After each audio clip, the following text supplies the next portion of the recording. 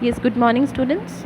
So today we are going to continue our lesson number 6, the goal not scored, at page number 53. From the first paragraph of this chapter, of this page, we are going to continue this. So what we have read in our last video, it was that both the teams are on the ground and they are talking about their goalkeepers. The red goalkeeper was Praveen and the blue goalkeeper was Santosh. So they were talking about that they are looking very good in their red color t-shirts and red shorts.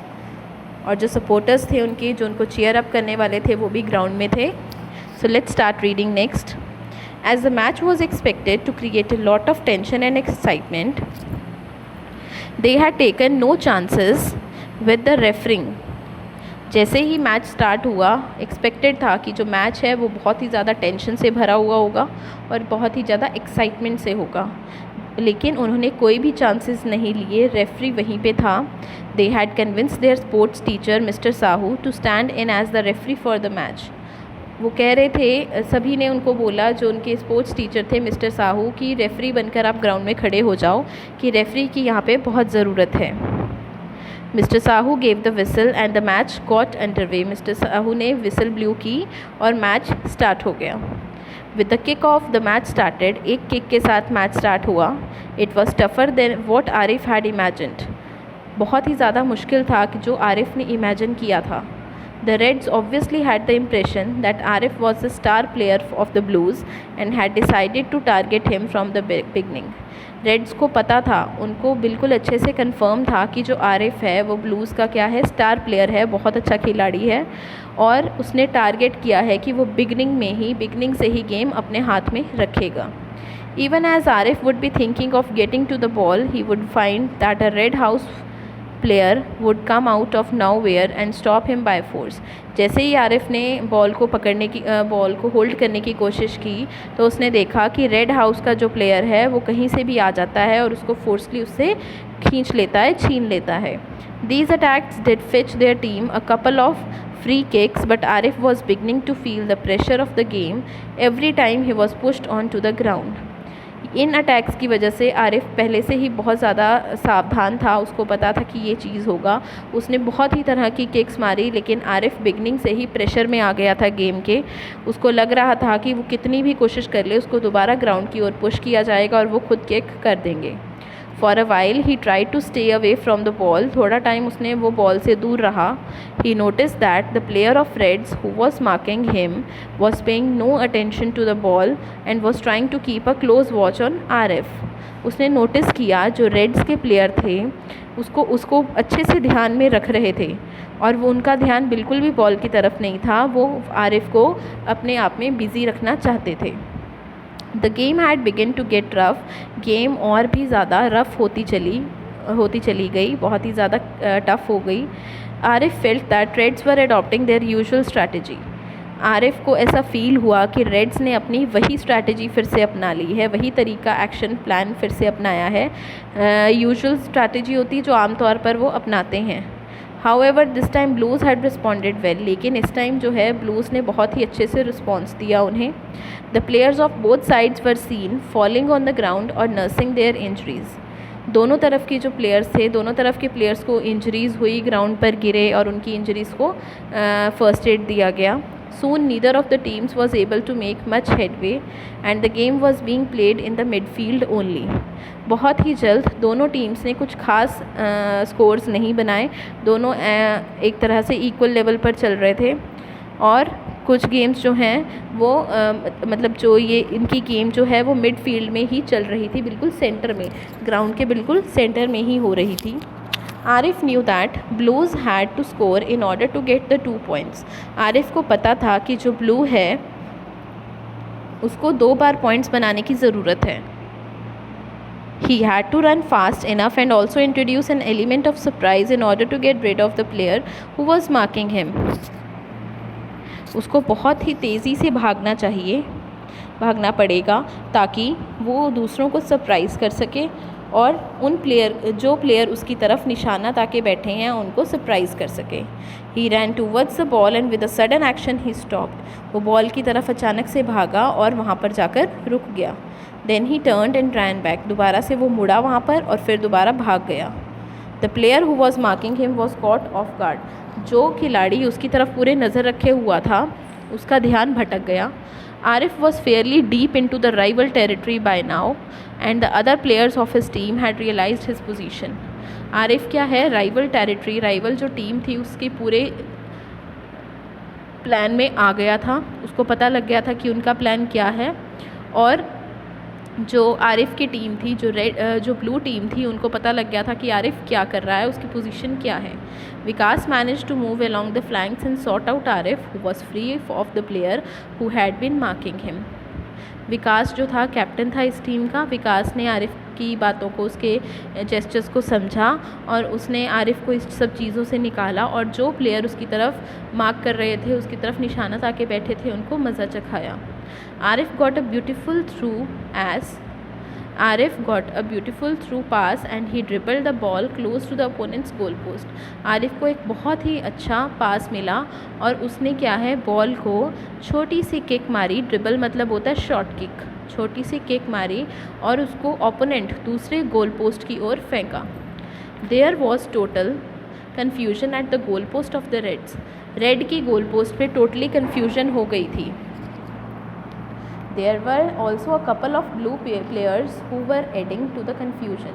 और धीरे धीरे क्या है, blue players की ओर there were also a couple of blue players who were adding to the confusion. और कुछ blue players को भी कन्फ्यूजन हो रही थी.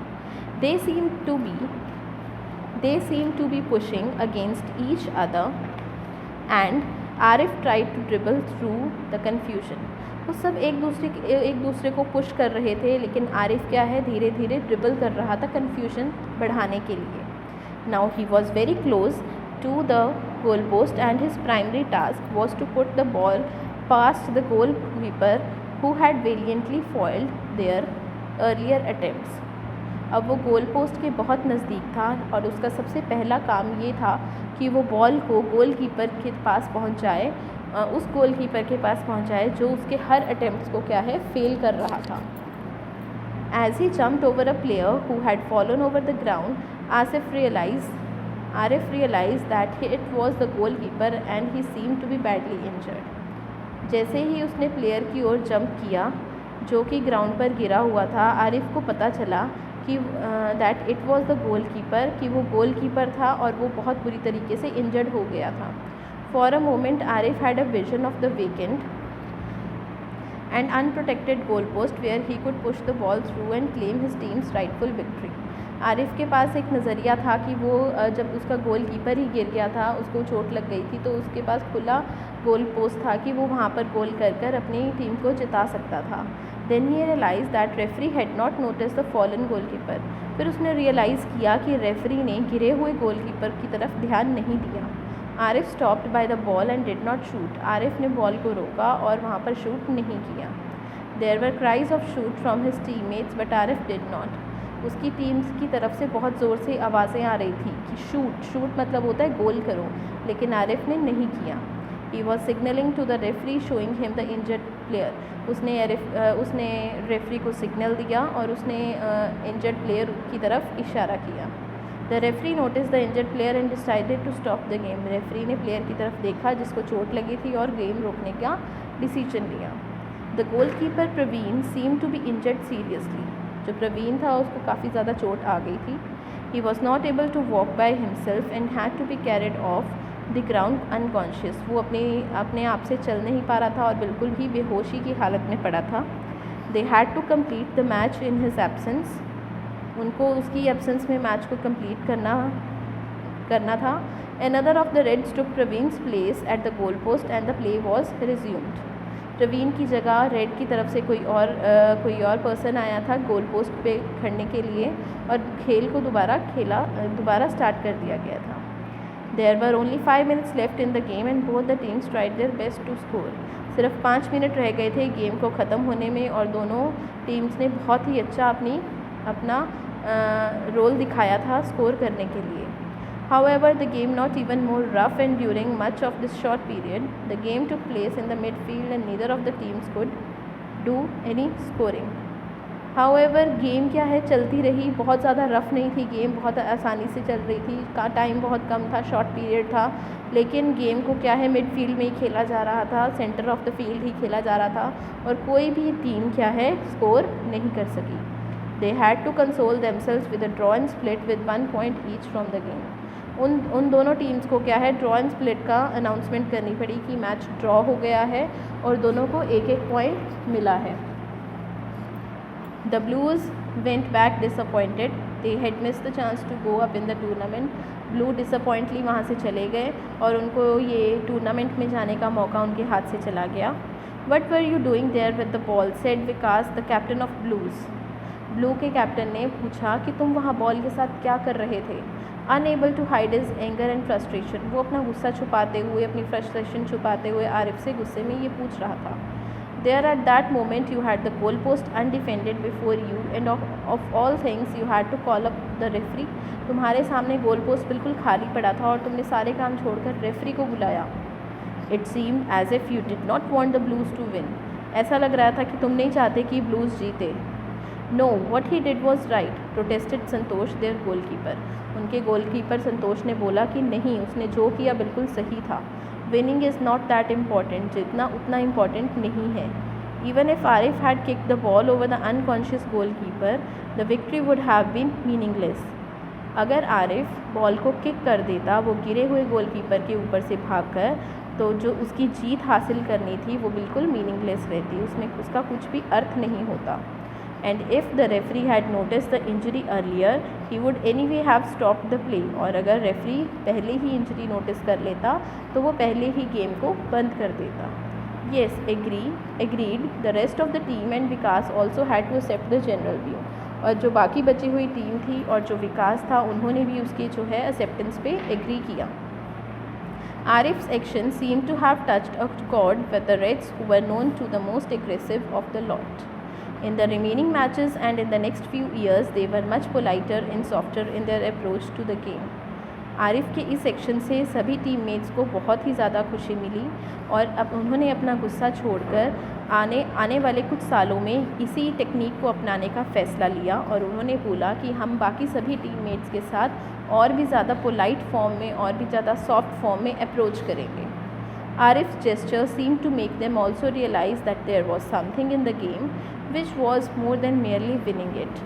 आरिफ के इस ग्रैटिट्यूड जेस्चर ने उनको ये रियलाइज़ करवाया कि गेम जीतना सब कुछ नहीं होता. Which was more than merely winning it. उसको ना जीत कर भी हम बहुत कुछ सीख लेते हैं. So this was all about the chapter the goal not scored. So it was written by Manoj T Thomas. So hope you all had understood this chapter. So go through with the second part of the video and listen both of the parts carefully, and still you don't get anything, you can ask me anything. Okay, thank you.